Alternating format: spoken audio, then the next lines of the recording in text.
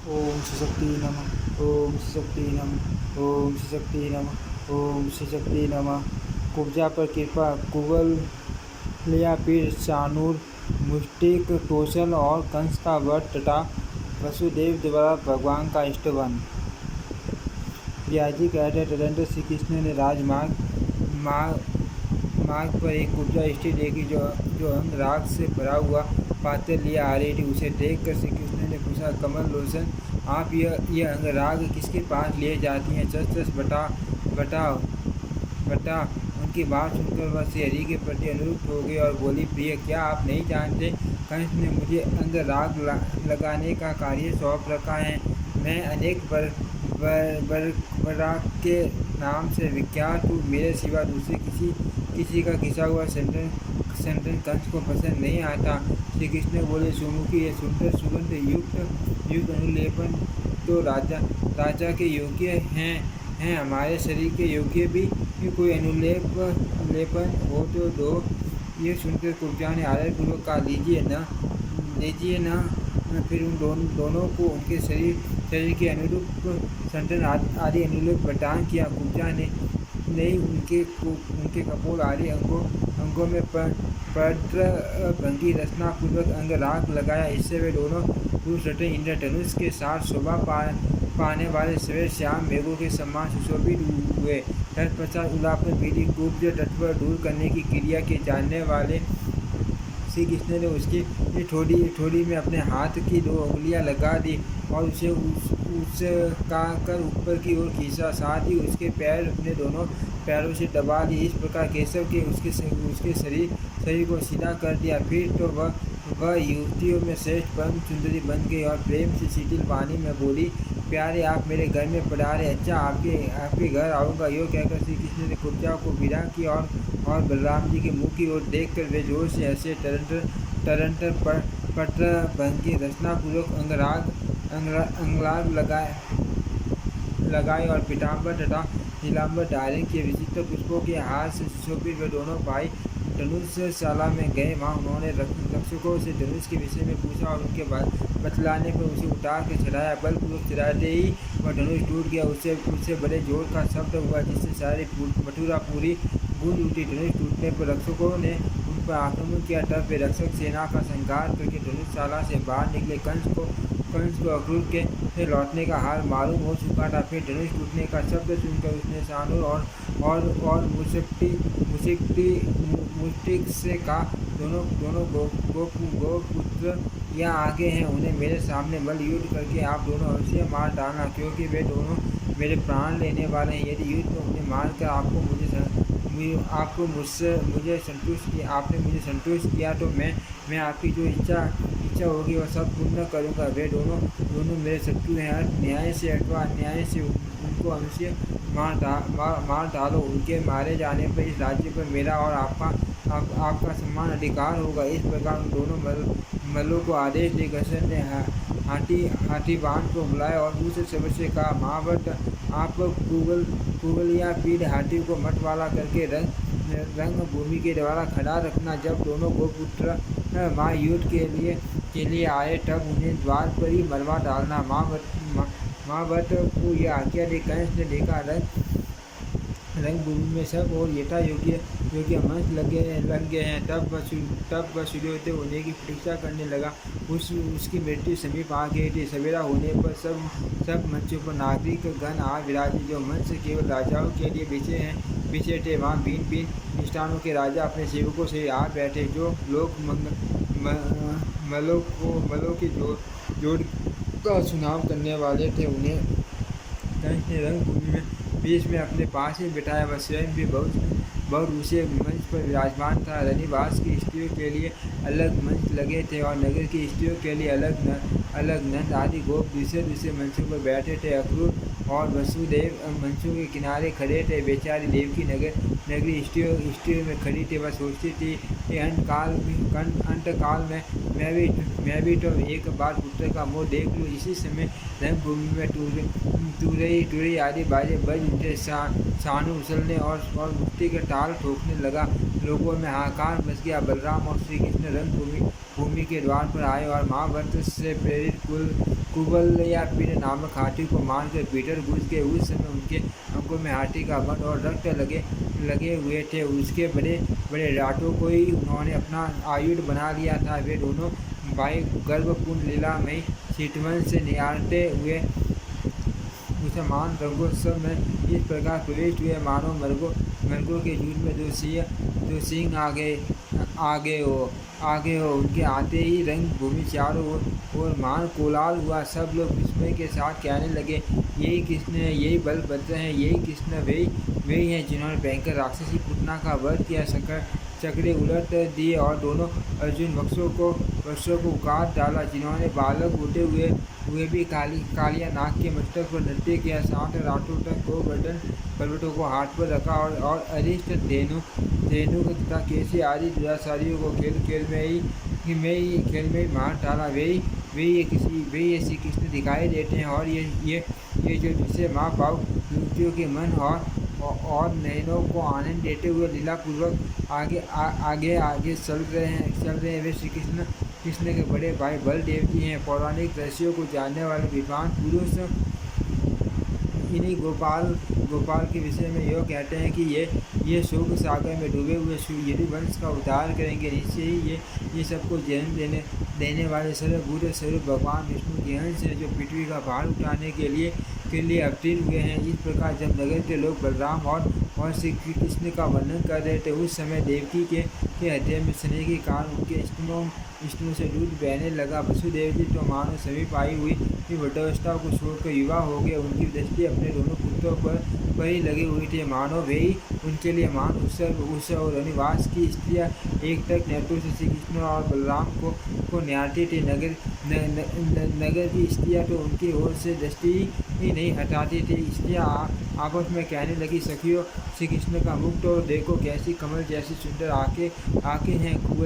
कुलिया पीठ हाथी से युद्ध करने के कारण जो परिश्रम हुआ है, इससे इनके मुख पर पसीने की बूंदें निकल आई है। इन सफेद बिंदुओं से सुशोभित इनका प्रसन्न मुख ऐसा जान पड़ता है मानो खिले हुए कमल को उसके कंध शोभा पा रहे हो। इस मनोज मुख की झांकी करके आज अपना जन्म सफल कर लो।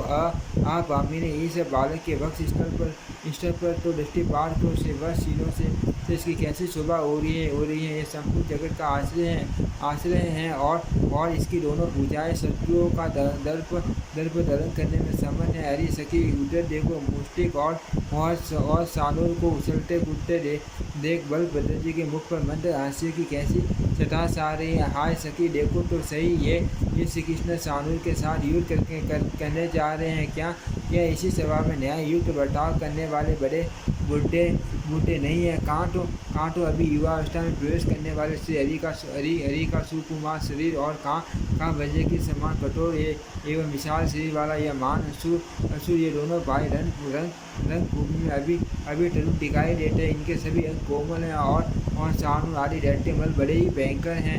युद्ध के लिए जोड़ का चुनाव करने वाले लोगों का यह बहुत बड़ा अन्याय है कि वे मध्य होकर भी बालक और बलवान के युद्ध की उपेक्षा करते हैं। जब नगर की स्त्रियाँ इस प्रकार वार्तालाप कर रही थी, उसी समय भगवान श्री हरि अपने पदाघात से पृथ्वी को कपाते हुए सब लोगों के हृदय में हर्षाती रेख की वृष्टि करने लगे। बलभद्र जी भी ताल ठोक कर मनोज गति से उछलते हुए चल रहे थे। उस समय ये पृथ्वी पग पर उनके पदाघात से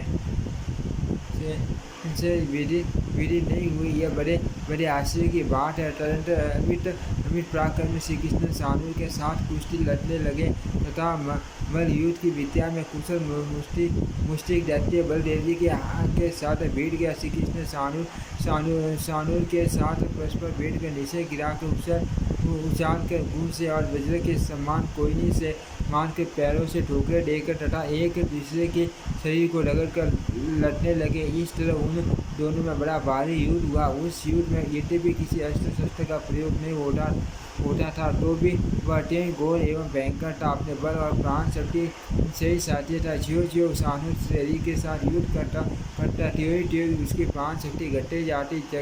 जगन में श्री कृष्ण भी उसके साथ लीलापूर्वक युद्ध करने लगे। वह परिश्रम से थक गया। अतः क्रोधपूर्वक श्री कृष्ण के हाथ मार रहा था। कंस ने देखा श्री कृष्ण का बल बढ़ रहा है और शानू थकता जा रहा है। कुपित होकर उसने बाजे बंद करा दिए। इसी समय आकाश में देवताओं के अनेक प्रकार के बाजे बज उठे। अदृश्य भाव से खड़े हुए देवता हर्ष में भरकर भगवान की स्तुति करते हुए बोले, केशव शानू दानों को मार डालिए। गोविंद आपकी जय हो। श्री कृष्ण देर तक शानू के साथ खिलवाड़ करते रहे। फिर उसे मार डालने के लिए सशक्त हुए और दैत्य को उठाकर आकाश में घुमाने लगे। घुमाते समय ही उसके प्राण पखेरु उड़ गए। भगवान ने उसे 100 बार घुमाकर पृथ्वी पर पटक दिया। शानू के 100 टुकड़े हो गए। उसके रक्त की धाराओं से अखाड़े में गहरी कीचड़ हो गई। महाबली बलदेव जी भी उतनी देर तक कुश्ती के साथ लड़ते रहे। अंत में उन्होंने भी उस दैत्य को मस्तक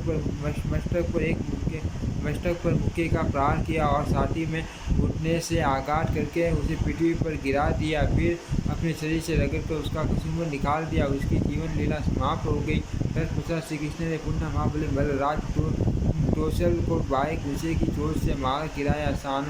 शानू मुष्टिक और कौशल के मारे जाने पर शेष बलवान भाग खड़े हुए। उस समय श्री कृष्ण और बलभद्र रंगभूमि में समवेत गवाल बालों को साथ ले हंस में भरकर उछलने कूदने लगे। यह देख कंस की आंखें क्रोध से लाल हो गई। उसने अपने सेवकों को आज्ञा दी, इन दोनों गवालों को बलपूर्वक रंगशाला से बाहर निकाल दो। पापी नंद को भी पकड़कर तुरंत बेड़ियों में जकड़ दो।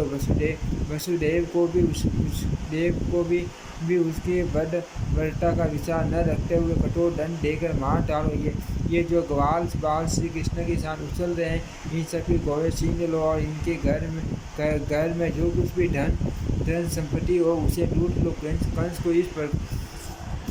कंस को इस प्रकार आदेश देते देख भगवान मधुसूदन हंस पड़े। वे उछलकर मंच पर जा चढ़े। राजा का मुकुट पृथ्वी पर गिर पड़ा। श्री कृष्ण ने उसके केश पकड़ लिए और उसे पृथ्वी पर गिराकर स्वयं भी उसी पर कूद पड़े। वे संपूर्ण जगत का भार लेकर उसके ऊपर कूदे, इसीलिए उसके प्राण निकल गए। उग्रसेन कुमार राजा कंस संसार से चल बसा। मरने पर भी श्री कृष्ण ने उसके मस्तक के बाल पकड़कर उसके शरीर को रंगभूमि में घसीटा। कंस के पकड़े जाने पर उसका भाई सुनामा क्रोध में भरकर आया, किंतु बलभद्र जी ने उसे खेल में ही मार गिराया। मथुरा का महाराज कंस श्री कृष्ण के हाथ से अवहेलनापूर्वक मारा गया। यह देख कर रंगभूमि में आए हुए सब लोग हाहाकार करने लगे। तदनंतर श्री कृष्ण ने शीघ्र जाकर वसुदेव और देवकी के चरण पकड़ लिए। बलदेव जी ने भी उनका साथ दिया। वसुदेव और देवकी ने श्री कृष्ण को उठाया और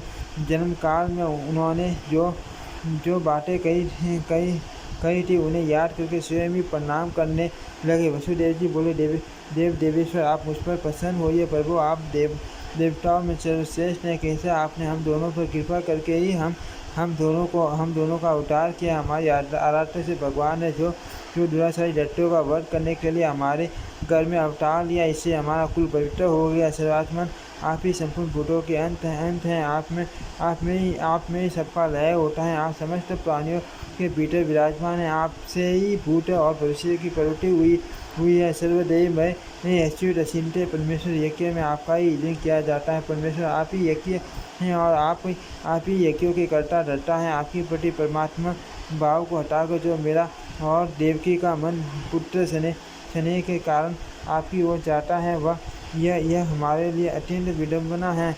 कहाँ तो आप संपूर्ण भूतों के कर्ता अनादि और अनंत परमेश्वर, और कहाँ हमारी इस मानवीय जिया के आपके पुत्र कहकर पुकार, जिनके भीतर समस्त जगत प्रतिष्ठित है। वे किसी मनुष्य से कैसे उत्पन्न हो सकते हैं? किसी नारी के घर में कैसे शयन कर सकते हैं? जगन्नाथ जिसने ये संपूर्ण संसार उत्पन्न हुआ, जिनसे ये संपूर्ण संसार उत्पन्न हुआ है, वे आप माया के सिवा किस युक्ति से मेरे पुत्र हो सकते हैं? परमेश्वर आप प्रसन्न हो, इस विश्व की रक्षा करें। आप मेरे पुत्र नहीं हैं।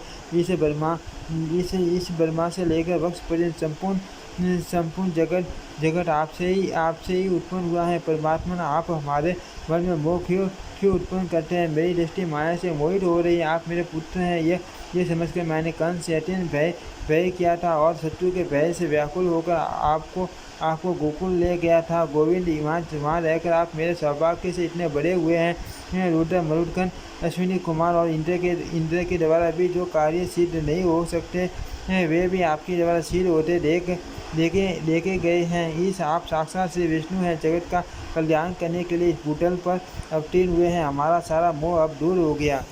ओम श्री शक्ति नमः। ओम श्री शक्ति नमः। ओम श्री शक्ति नमः।